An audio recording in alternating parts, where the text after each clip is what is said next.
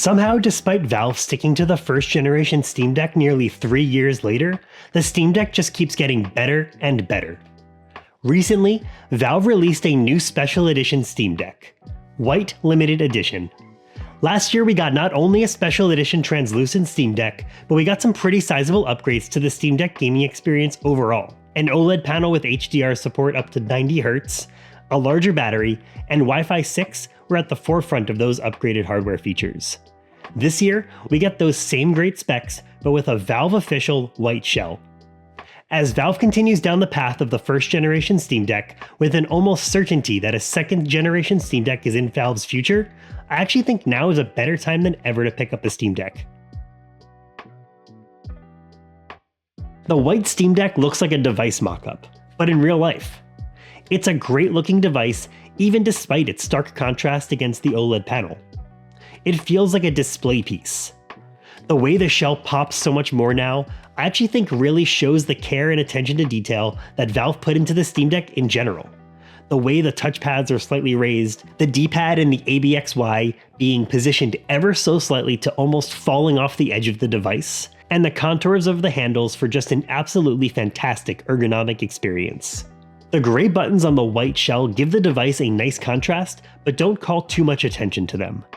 The orange power button at first seems kind of odd, but I actually like that it makes it unmistakable.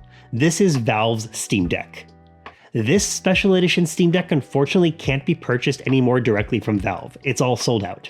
To help with that buyer's remorse, it was actually $30 more than their top tier Steam Deck, $650. But if you are desperate for that special edition and you have the cash, you can pick it up on sites like eBay and Mercari, but with huge markups. The Steam Deck retail prices vary by model and internal storage, and are also readily available directly from Valve. The 256GB LCD model is available for $399. The OLED Steam Deck starts at $549. Even though that's a fairly substantial price jump, you have to keep in mind that you also get 512GB of internal storage on that model. Even though the LCD model is missing upgraded Wi-Fi, the slightly better battery, and the OLED screen, I actually still think it's a fantastic option. Both Valve and GameStop sell refurbished Steam Decks, making the device a nearly unbeatable value. Those refurbished Steam Decks start as low as $279. I almost can't even believe it. A Steam Deck for less than the OLED Nintendo Switch? This $279 starting price for a refurbished Steam Deck is the 64GB LCD model. While that is a pretty small amount of storage, upgrading the internal storage is incredibly straightforward, especially since there's so many guides online showing you exactly how to do it. Even if you decide that taking apart your Steam Deck is not quite for you, the microSD card slot can give you an easy way to gain an additional 1TB or even 1.5TB of upgraded storage for your games. The bulkiness of Steam Deck was definitely something that came as a shock when the device first launched, but with the Asus Ally, MSI Claw, and the behemoth Lenovo Legion Go now being mainstays in the handheld gaming PC market, the Steam Deck doesn't really seem so large anymore. In fact, I think it's a pretty impressively thin device. Usually these devices just bulk up all around, but the Steam Deck thins out after the controller grips. This helps the Steam Deck not feel so unwieldy. Valve's operating system, SteamOS, is the other piece of the puzzle that brings perfection to Valve's portable console. It's a powerful operating system powered by Linux under the hood, but for a gaming-focused experience, nothing quite tops it. There's other builds out there to mimic SteamOS like Bazzite, Hollow ISO, and Chimera, but SteamOS is just perfectly integrated with the hardware it's built for. And it's this SteamOS experience that makes Steam Deck not just a handheld gaming PC, but instead, I would classify it as a portable handheld console. We're not getting minor spec bumps every 6 months like some other handheld gaming PC manufacturers. And we have a clear indication for what will and will not work on the device. This is because devs can target SteamOS as a platform, just like a Switch, PlayStation, or Xbox. The Steam store clearly identifies games that are Steam Deck verified, making it incredibly easy to build up a library of games, or easily be able to tell which games you already own are going to work great on your Steam Deck. If your game has a checkmark, that means that it's verified and good to just boot up the game and go. The yellow partial support means that the game should launch and play fine, but you may experience smaller text or HUD elements. This also is an indicator that you may need to use the Steam Virtual Keyboard at times. Then there's the unsupported category. If a game is unsupported, but you don't mind tinkering, you can visit the website ProtonDB. This will help you get a lot of games that don't work out of the box up and running really well. Usually this process requires using a specific version of Proton. Proton is essentially the layer of SteamOS that lets these Windows games run on Linux.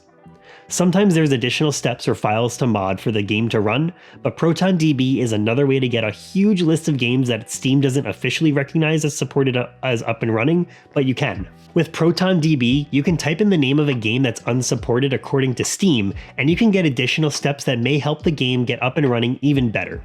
If you want to take it a step further with tinkering, you can just choose to not use your Steam library at all. Maybe you have games through GOG or Epic. Through the exit menu, you can choose Switch to Desktop.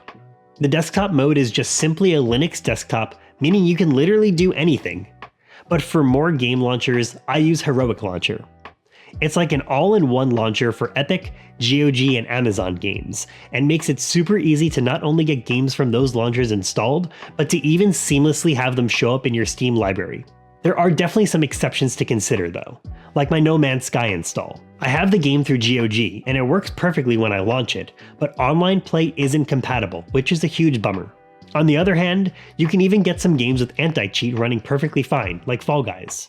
There are still games that will be listed as unsupported, and there won't be anything you can do about it. The best example of this is Call of Duty. Call of Duty relies on an anti-cheat engine that is simply unsupported, and you won't be able to get it up and running, so it's completely unplayable on the Steam Deck. But that level of tinkering is totally up to you. When it comes to gaming on Steam Deck, it's just pure enjoyment. The seamless experience of just booting up the Steam Deck and jumping into a game is simply incredible. On top of that, even just the simple things like putting the Steam Deck to sleep by tapping the power button so you can quickly resume your game works seamlessly. This isn't something that I can say for every device, especially those Windows-powered ones. When you're in a game, you can just let SteamOS do its thing, or again, you can choose to tinker. This is a level of tinkering I do think is at least worth playing around with, even if you aren't much of a techie. By activating the right action button on the Steam Deck, you get a quick overlay that has access to basic features like brightness and volume. But it also has the extra layer of tinkering for TDP control and screen refresh rate. For most handheld gaming PCs, I think adjusting TDP is an absolute necessity. But for the Steam Deck, I actually never adjust my TDP, and if I want to conserve battery, I'll adjust the screen's refresh rate instead. You can reduce the refresh rate of the screen to 40 Hz. This will give you a pretty good balance of gameplay and battery optimization. It will maximize your game's frames per second to 40 to match the screen refresh rate that we just set. While it sounds like you're purposefully nerfing your Steam Deck, yeah, that's what it is. This is really only something you need to consider if you want to try to cut back on power draw to extend your Steam Deck playtime before needing a charge. And of course, when it comes to Steam Deck, the community is a driving force that introduces customization and additional software features. Some standout software is this plugin called Decky Loader. It adds an icon to the sidebar, and you can gain a whole additional layer of features and customizations. Ranging from themes and integrating ProtonDB's badges directly into SteamOS, to quickly managing Bluetooth and other power tools.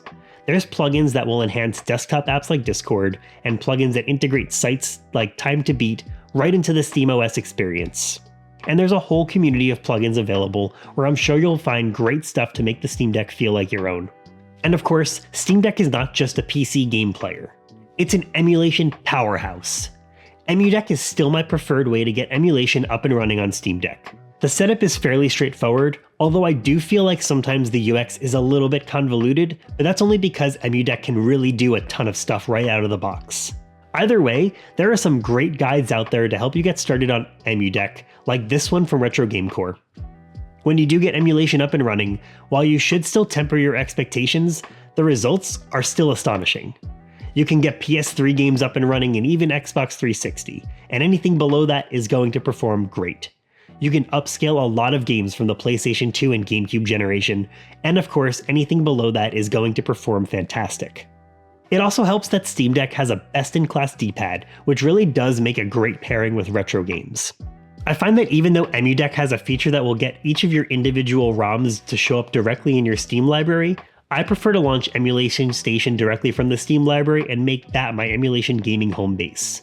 From there, I'll browse Emulation Station for the different consoles and easily launch my games straight from there. If that wasn't enough features from Steam Deck, don't forget that we can also dock our Steam Deck to turn it into a desktop or plug it into a TV for a home console experience.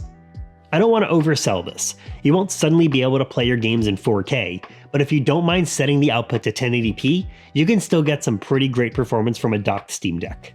This is all to say that Steam Deck is approaching its 3-year anniversary, and Valve is still here supporting it, and so is the community. Developers are focused on getting their games Steam Deck verified. The community is helping us extend the capabilities of SteamOS, whether that's through ProtonDB to get unsupported games running, or extensions like Decky Loader. Valve is committed to continuous software updates, improvements, and even releasing these cool special edition versions. And I absolutely love the Steam Deck. Its ease of use is second to none.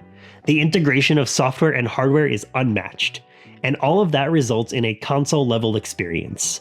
But at the same time, all of that plug and play can be tweaked and tuned to fit your liking if you're a more advanced user. It's amazing to think that a Linux handheld device can find such a great balance. It seems like there's no stopping Valve, and the runaway success of Steam Deck is having a ripple effect on the handheld gaming space for the better. Steam Deck is an easy device to recommend. There's a lot of price variation to fit your budget, it's easy to use, and it feels good to support Valve because of their clear dedication to the community that loves this device. But those are just my thoughts. Let me know yours down in the comments. What do you think of the Steam Deck almost 3 years later? Are you waiting for a next generation? Have you moved on to Windows handhelds? I love my ROG Ally, especially with Bazzite, but I always look forward to something that just feels like the perfect Steam Deck game. So my Steam Deck isn't going anywhere, especially since I'm definitely making this white edition my new default Steam Deck. Make sure you're subscribed so you don't miss future videos, and thanks for watching.